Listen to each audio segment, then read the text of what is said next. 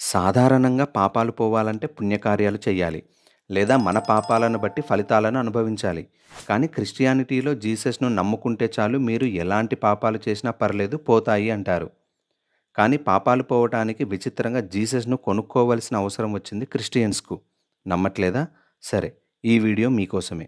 జీసస్‌ను చేరుకోవాలంటే మీరు మంచి వ్యక్తిలా ఉండాల్సిన అవసరం లేదు. ఎంత ఎదవ అయితే అంత త్వరగా జీసస్ కనిపిస్తాడు. కానీ మంచి వాళ్ళ సంగతేంటి? పుట్టుకతోనే పాపంలో పుట్టే క్రిస్టియన్స్ పాపాలను జీసస్ తీసేయడు.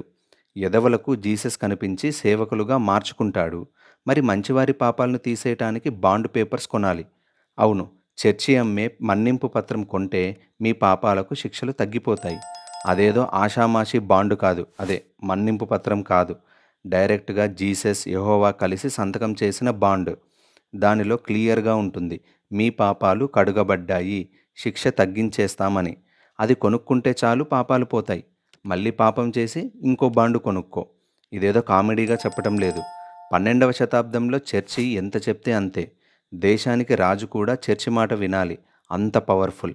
ఆ కాలంలో మనిషి చేసిన పాపాలకు క్షమాపణ పొందాలంటే కేవలం పశ్చాత్తాపం కాకుండా చర్చి అనుమతి కూడా అవసరం. చర్చి అనుమతి లేకపోతే నువ్వు ఎన్ని మంచి పనులు చేసినా పశ్చాత్తాపం పొందినా లాభం లేదు. ఖచ్చితంగా చర్చి నీకు మార్కు పెడితేనే నువ్వు పరలోకం చేరగలవు. కొంతకాలం తర్వాత ఇది ధనం ఇచ్చి మన్నింపు పొందే విధంగా మారింది. చర్చిలో ఒకప్పుడు పాపాలకు శిక్ష తగ్గించుకోవటానికి ఒక విధమైన మన్నింపు పత్రం ఇచ్చేవారు. దాన్నే ఇండల్జెన్స్ అంటారు. యూరప్‌లో పెద్ద పెద్ద చర్చిలు, ముఖ్యంగా సెయింట్ పీటర్స్ బసిలికా నిర్మించటానికి చాలా డబ్బు కావాల్సొచ్చింది.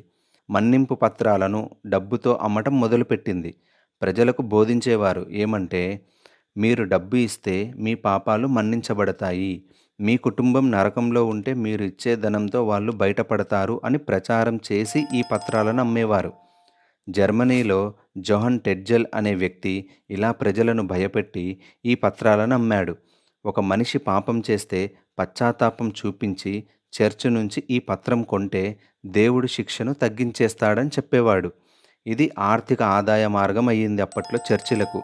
రోమ్‌లోని ప్రఖ్యాత సెయింట్ పీటర్స్ బసిలికా వంటి అద్భుత కట్టడాలు ఈ డబ్బుతోనే నిర్మించబడ్డాయి.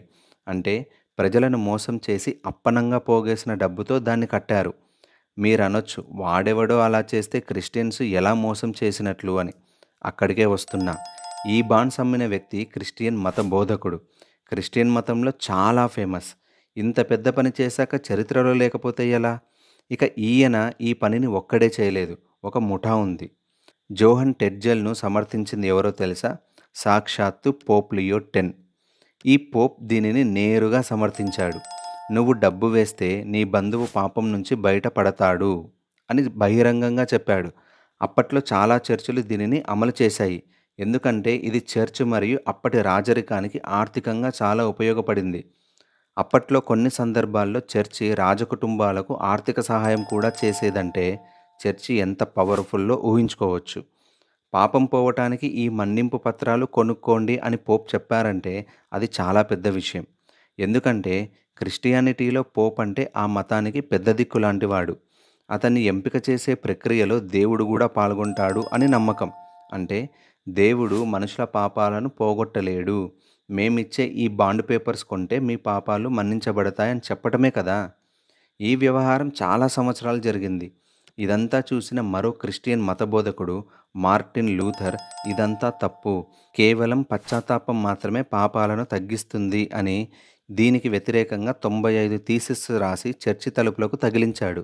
పాపాల మన్నింపు డబ్బుతో కొనలేరు. కేవలం నమ్మకం మరియు దైవకృప ద్వారానే రక్షణ వస్తుంది అని చెప్పాడీయన. ఈయన చేసిన పని కారణంగా చాలా చర్చిలు ఈ మన్నింపు పత్రాలను అమ్మటం మానేశాయి. అలా అమ్మటం తప్పు అని బహిష్కరించాయి. ఇదంతా విని మీకు ఒక సామెత గుర్తుకు రావచ్చు. అదేంటో కామెంట్ చేయండి. నాకైతే ఏం గుర్తొచ్చిందంటే, దొరకనంత వరకు దొర, దొరికితేనే దొంగ. అప్పటి వరకు స్వయాన పోప్ కూడా సమర్థించిన పనిని ఎవరో వచ్చి తప్పు అనగానే అందరూ అవునవును ఇది తప్పే అని చేతులు కట్టుకున్నారు. ఈ మార్టిన్ లూథర్ చేసిన ఈ పనికి అప్పటి వరకు బాగా డబ్బు, అధికారాన్ని అనుభవించిన కాథలిక్ చర్చి చాలా శాఖలుగా చీలిపోయింది. దాదాపు అప్పుడే ప్రొటెస్టెంట్ శాఖ పుట్టుకొచ్చిందని చెప్తారు. ఈ లూథర్ పేరు మీద గూడా లుథరన్స్ అనే శాఖ పుట్టుకొచ్చింది. డబ్బు ఇచ్చి పాపమన్నింపు కొనుక్కోవచ్చు అన్న ఆచారం వల్లే చర్చి అవినీతి బయటపడింది. క్రైస్తవ మతంలో పెద్ద విభజన వచ్చింది. కాథలిక్ చర్చి ఈ ఇండల్జెన్స్ మన్నింపు పత్రాలను ఇప్పటికీ గూడా పూర్తిగా రద్దు చేయలేదు. కానీ దానిలో ఇప్పుడు కొన్ని మార్పులు చేసింది. ఇప్పుడవి డబ్బుతో కొనేవి కావు. ప్రార్థన, దానం, యాత్రలు చేసిన వారికి ఈ మన్నింపు పత్రాలు ఇస్తున్నారు. సో, వీళ్ళు ఎంత మంచివారో తెలుసుకున్నారు కదా! నమ్మితే ఎంతగా ముంచుతారో కూడా తెలుసుకున్నారు కదా! గుడ్డిగా నమ్మితే సందుకొకడు నేనే జీసస్ అంటారు. పని పాట లేకుండా గాలికి తిరిగే వాళ్ళకు కనిపించే జీసస్ కొన్ని రోజులు పోతే నేను ప్రతిసారి రావాలంటే కష్టం. ఈ సందుకు నువ్వే చిన్న జీసస్ అని చెప్పాడని ప్రతోడు చర్చిలో వాళ్ళ విగ్రహాలే పెట్టుకుంటారు. జరగకపోతే నన్నడగండి. మీ అందరికీ మరో ముచ్చట చెప్తాను. పోపులందు గే పోపులు వేరయ్యా! నీకు తెలియకపోతే నేను చెప్తాను వినురా జీసస్ మామ. సో, నెక్స్ట్ వీడియో క్రేజీగా ఉంటుంది. మత ప్రచారాల్లో, మత మార్పిడిల్లో, ఇతర మతాలపై ద్వేషం ఆగేంత వరకు అన్ని మతాల్లో ఉన్న డార్క్ సీక్రెట్స్ చెప్తూనే ఉంటాను. ప్రతి మతం గొప్పదే. ప్రతి మతం అందరితో గౌరవింపబడాలి. సో, నెక్స్ట్ వీడియో కోసం సబ్స్క్రైబ్ చేయండి.